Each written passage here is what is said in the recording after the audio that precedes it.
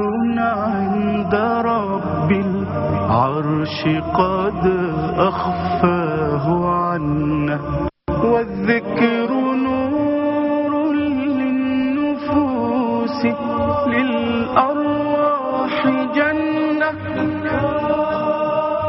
السلام عليكم ورحمة الله تعالى وبركاته.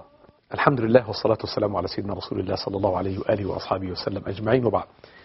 المتأمل في آيات القرآن الكريم يجد في كل حرف من حروف القرآن الكريم أعطى معنى. هذا المعنى لو سرنا نسير خلفه ونتحدث ونقرأ ونتأمل سنجد العجب.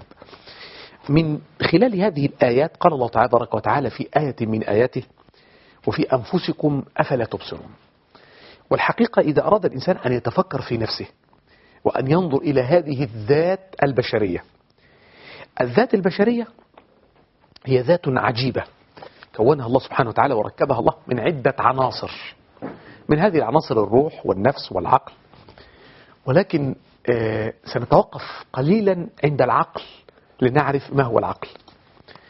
وهذا العقل أمر عجيب، وفي القرآن الكريم ذكر الله سبحانه وتعالى في نحو 24 موضع من مواضع الكلام عن العقل، أو في موضوعات شتى.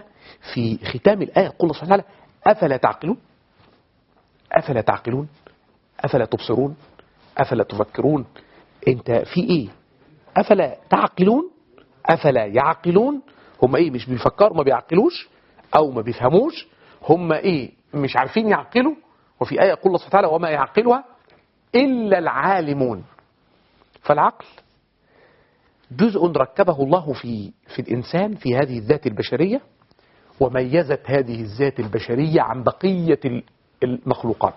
فهناك كثير من المخلوقات ليست فيها عقل. البهائم ليس فيها عقل. ميز الله عز وجل الإنسان وقدره وأعطاه أعلى المنازل بهذا العقل.